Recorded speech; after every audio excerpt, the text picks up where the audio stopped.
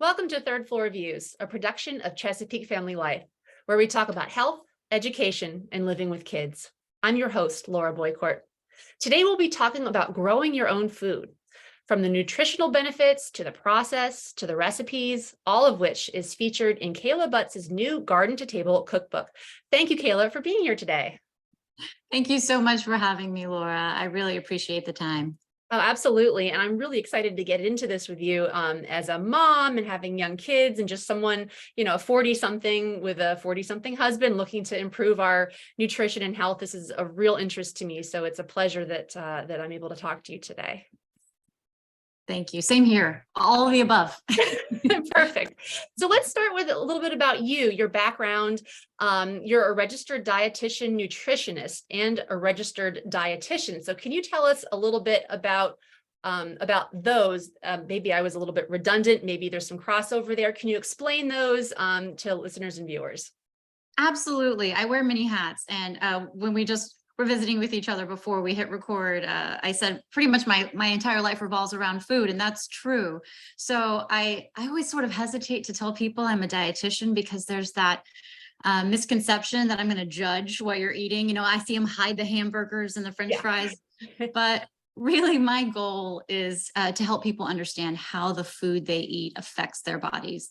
And, God just blessed me with a husband that has the same goal. He actually left a really successful corporate job, bought a plot of land in a place where it's not very easy to grow food, and decided to become a pioneer farmer. And we've shared in that crazy journey for the last decade plus. And in the meantime, we've just learned a lot about how growing your own food can really not only empower your health, but bring you closer to your family, to your community, and have just so many benefits that I talk about in the book. And I love sharing how easy it can be, because I think as humans, we complicate everything. We have to make it harder than it really needs to be. But really how easy it can be to start your own garden, to grow your own food, cook it, preserve it, and to make delicious recipes from it. Fantastic. And I can tell that you're very passionate about this. So going into your book, I can sort of answer this question myself, but what inspired you to write it? I can tell your passion, and then having that land, seeing how it worked for you and your husband, what made you think, okay, let's write a book about this? Absolutely. The passion is definitely there. And I've always really believed that we as humans crave a deeper connection to our food. And unfortunately, as our food system has changed, we've really lost that connection. It really is the most profound way that we can support our health every single day. So it's important, right? For millennia, we hunted, we gathered, we grew our own food. Literally, our hands were the only hands that touched our food. But now, there's a scientist in a lab that genetically modifies the seed, and then somebody that packages the seed, and then it gets shipped off, and then a farmer buys the seed, and on and on and on. Yeah. So there are literally dozens of people that touch our food before our eyes even get set on it. So interestingly, through our farming experience, I got approached by more and more people saying, I just want to grow my own food. I want to live off the land. There's just something so wholesome about what you do. And so I felt the need for that. And that was really compounded with COVID. I'm sure, you know nothing about COVID. It didn't affect your life at all, right? So it was just that crazy experience of going into a grocery store, and there were empty shelves, and we really had a front row view into how precarious our food system is. And it was scary. It was scary for me, and I know it was scary for a lot of my friends and family. So I wanted to share how growing your own food can really be some of the most empowering things that you can do for you and your family. I really feel like it's a gift, and I wanted others to be able to experience it. No, that sounds exactly right. Because if you think about it, there's such power that comes from that, not just because when there's an experience like COVID and the grocery store shelves are bare, that immediate need, the immediacy of needing food, but just empowering is exactly right. So I'm thrilled that you wrote this, and I do love the book. So I'm excited for other people to learn a little bit more about it. So let's talk about nutrition. What does the American diet right now look like? And of course, this isn't, a one size fits all. We've got lots of people with different needs, different sort of things that they have to keep in mind, for medical reasons, conditions for their specific diet. But I guess the standard average American diet, what does it look like and what's wrong with it? I'm so glad you bring this up, Laura. So the standard American diet, SAD, is frankly sad for most of us. Yeah. And you've probably heard that before, but first of all, we eat a lot more than we used to. In fact, we eat 23% more today than we did in the 1970s, about 50 years ago. And I believe that's because most of our food is devoid of the nutrition that we need to feel satisfied. Our evolution is such that we crave the foods, not only that are addictive, ultra processed and delicious, but we crave the foods that nourish us. That's in our DNA from years and years of living off the land. But unfortunately, most of our diets don't look like that anymore. The majority of the American diet comes from refined grains and inflammatory seed oils. There was an article in CNN by their chief medical correspondent, Dr. Sanjay Gupta, and I love this article. He titles it, "If Americans Are What We Eat, We're Corn and Soy." I did see that. Yep. You see that one? Oh, so profound. So he actually had a plant scientist at Berkeley test one of his strands of hair. And it turns out that 69% of the carbon from that single strand of his hair was composed of the same carbon from corn. That's So wild. literally 70%. And I mean, he's a neurologist. He is like a world-renowned physician. He's really watching his diet and watching what he eats, but corn is in everything. So is soy. 10% of our diet is soy. And it's really not our fault. We're not going out and saying, "Hey, I'm gonna eat a big thing of edamame today, and I'm gonna have a nice crisp, kernel of corn." It's inherent in everything, right? I mean, Exactly. It's in our oils. It's in our, it's additives, lecithin, emulsifiers. I mean, the types of derivatives that they've come from these two products are just, it's amazing. It's really astounding. I mean, it's a scientific marvel, but it's not doing much for our health. And then another major component of our diet is sugar. And I think most of us kind of realize that it's kind of gotten out of hand because we're finally headed in the right direction. We've cut down on our sugar consumption somewhat in the past few years, but the average American still eats 77 pounds of sugar a year. That's about 23 teaspoons of sugar per day. So if you can imagine putting 23 teaspoons of sugar in your coffee, that's what we're feeding our children. Is that crazy? I mean, it's just crazy. And, it's in a lot of foods that we eat that we think we're eating something nutritious, say yogurt. If you get a fruit flavored yogurt, that is packed full of sugar. I've seen over 20 grams of sugar in a serving. Marinara sauce, another, you want to make a nice little puttanesca and gosh, the added sugar is out the door. I've even seen sugar in bacon today. So it's just crazy. No, that was possible. There you go. Right. Absolutely. I mean, how can you make bacon better? Add some sugar. So we literally eat 1,100 calories per day just from added fats. And these are not the kind of fats that help our brain or that our bodies really like. It's inflammatory fats that have been shown to lead to chronic disease like heart attacks and strokes. And then that added sugar. And the clincher is the scientific community, the medical community, we all know it's bad for us. And yet here we are, the food pyramid still recommends those as some of the top 2 nutrients to get in your body. It's just, it's very interesting what's going on with our food system. No, absolutely. And we should say you're, with these choices of, garden to table and gardening, growing your own food, you're not advocating for restricting your diet. You're not advocating for, anything that, counting calories, things like that. You're advocating for healthier options. I think that's important to say, because there's a big difference, right, between, the restriction and the calorie counting and things like that versus, okay, well, getting those satiating foods from, more natural sort of resources and processes and things like that, which is just important, I think, to point out. So we've got a pretty clear understanding of what the SAD diet looks like. And this is, sort of something that you touched on, but what should change? What are the biggest ways that we should look to change our diets? Well, Laura, you put it beautifully. And gosh, these are like the hard-hitting questions. I mean, Yeah. how much time do we have? Because I could really get in the weeds here. But the main problem with the food system, as I see it, and you said it best, I'm not advocating that we have a super restrictive diet and we just get crazy with what we're eating. What I would love is if we could create an environment where it makes it easier to eat the foods that are going to love us back and to nourish our bodies. And unfortunately, the main goal of our food system is not to nourish Americans. We've gotten far from that. And to really understand how we've gotten where we are, we really need a little bit of a history lesson on our agriculture. So most of us can remember in the 70s, there was that initial farm bill that passed, and that was during a time when farmers were really struggling. The idea of a famine or food scarcity was a real threat.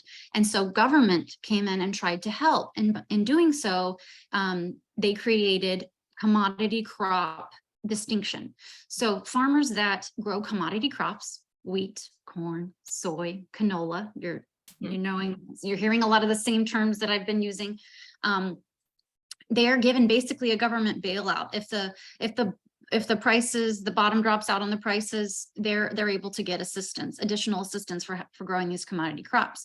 In addition, they can also qualify for extra loans and help. So as you can imagine, the farmers that grow these commodity crops have a lot more incentives than the farmers that grow specialty crops, like, for instance, other fruits and vegetables. Another thing that's happened is that some really effective herbicides were created, things like Roundup, glyphosate. Mm-hmm. And on top of that, we genetically modified these seeds so they can withstand that herbicide without dying. If our ancestors put a bunch of Roundup on their corn, it would have died immediately. Yeah. So in short, really what's happened is the most easy to grow, incentive-rich foods to grow are these commodity crops, and they turned into the most processed foods. They're the cheapest on the market because they have the most competition, and really they're fed to our cows and our chickens. They're converted into the meat that we eat. They're processed into sodas, fast food, frozen meals. I mean, literally thousands of food products. And then food scientists manipulate them to create the most delicious, addictive foods that our bodies, they literally have, it's crazy. They literally have taste buds in a petri dish, and they stimulate them until they find what's called the bliss point. And it's like, yeah, I mean, no wonder, once you stop, you can't stop, I mean, because they make the food so palatable that it's absolutely irresistible. And so we're eating more, but we're being less nourished. Mm-hmm. And, to get more, from a regulatory standpoint, the panel behind our food guide pyramid, unfortunately, has ties to those same companies that are producing the processed foods. And I don't want to be conspiracy theorists here. I just think as consumers, we have the right to know. Sure. And food manufacturers spend more than $18 million per year on lobbying our government. So, our government has to answer to our government officials, they have their farm constituencies that they have to answer to, and they've also got these deep pockets that are helping to support them. So there's a lot of things going on. But unfortunately, a lot of play there. A lot of wrong with the country's food system that you outlined really well, and a lot of that's surprising to me. The science behind it all. It's you don't want to liken it to cigarettes. That's like apples to oranges, but in a way, it's like we're being sort of trained in a way to crave these things. So that makes a lot of sense. The way you put it. So to get into your book, growing, freezing, preserving, gardening, why is that a more sensible choice, in terms of everything that you've been talking about, the American diet, how are all the things that you advocate for in your book? Why are those a better choice? So interestingly, the fruits and vegetables that sit on our grocery store shelves were not grown with our health in mind. So the species of produce that we choose today are chosen because they can grow quicker. They're resistant to those pests. They're resistant to those herbicides. So for example, we have varieties of squash that have thicker skin, so we can package and ship them. We have corn that has a higher sugar content, so we can make it into high fructose corn syrup. We have apples that have a certain shape and size, so they can fit perfectly into the container, so they can be shipped across the country. A study by Dr. Davis out of UT, which is my alma mater, he found out that produce, he measured produce in 1999 and compared it to produce, the same produce from 1975. On average, that produce had 27% less calcium, 37% less iron, 21% less vitamin A, and 30% less vitamin C. Goodness. So it's crazy how the methods of our food growing, not only the poor nutrients of our soil, but also how we're choosing these certain fruits and vegetables for these characteristics have really affected the nutritional content. If I can get a little sciencey, Sure. the sole source of nutrition in a food comes from the soil. So when you pick that tomato off a vine when it's still green, it's already got all the nutrients it will ever have. Then should you ship that across the country, because they're not growing tomatoes in Canada, it's going to lose all of its water-soluble vitamins, the vitamin C, riboflavin, niacin, B12, and even more, it's going to lose more nutrients when it's sitting there ripening on the grocery store shelf. And we wonder why our produce is so tasteless. Mhm. It turns out that when you grow that same tomato in a nutrient-rich soil without chemicals, you maximize the amount of health-promoting phytochemicals in that plant. And the reason being is because the same nutrients that we enjoy in that tomato, the lycopene, the antioxidants, those phytochemicals come from its own immune system. So when a plant bites the tomato of that, or the leaf of the tomato plant, or even tomato hornworms are my arch nemesis. But if there's an assault on that tomato, it will increase its immunity by pumping out all these phytochemicals. And those are the same chemicals that make that tomato red and delicious and taste good and help our immune system. So it's just this amazing circle that if we as humans don't mess with it too much, it works perfectly. But it's when we try to go in and add all these crazy chemicals and genetically modify everything that the system gets, out of whack. Interestingly, the most antioxidant, healthiest food that we have ever found is Tartary buckwheat, which is grown on the very tip of the Himalayan mountains. So the worst conditions ever, rocky soil, literally on the mountainside, and there's cold wind blowing 24 hours a day. I mean, any person who's ever tried to have a garden knows that these are the worst conditions. But this plant has survived all of those micro stresses, and in the process become one of the healthiest plants that you can eat. So it's crazy. Yeah. It's crazy how, we've messed it up, but it's still a possibility to get there. So it sounds like if you're growing your own food and, preserving it, freezing it, things like that for consumption, you're in control of your soil. You're not having those additives. You're not having, these modified conditions that, make the fruit, vegetables, whatever, become devoid of what your body really needs. So when you're doing it at home under the right conditions, you're doing yourself a big favor. Absolutely. Absolutely. And you know what? As I mentioned before, it doesn't have to be complicated. All you really need is a place in your yard that gets 6 to 8 hours of direct sunlight. And the rest is pretty simple, things that are pretty straightforward. If you're wanting to start out, I would recommend being honest with yourself. I wouldn't go crazy and try to plant a huge garden. A little 3 foot by 5 foot bed is all you really need. And a lot of people feel like, oh, I need to make a raised bed and build something really pretty. Honestly, if you want to, you can, but that's not necessary to grow the food. And as far as cost goes, we're all trying to make pinch pennies these days with everything that's going on. And the average backyard garden is pretty substantial, 600 square feet. That's a pretty good size. And it only costs about $70. And that can produce 300 pounds of fruits and vegetables and save $600 at the grocery store. So it can be very economical and relatively maintenance free.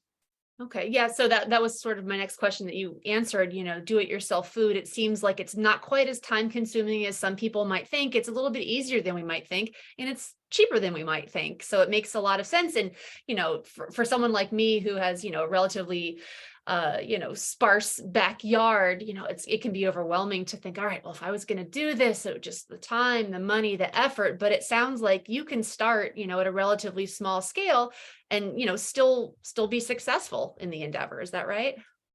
Absolutely, absolutely. And what I really promote in the book is having fun with polyculture. We're used to seeing these rows and rows, beautiful rows of corn, beautiful rows of sorghum.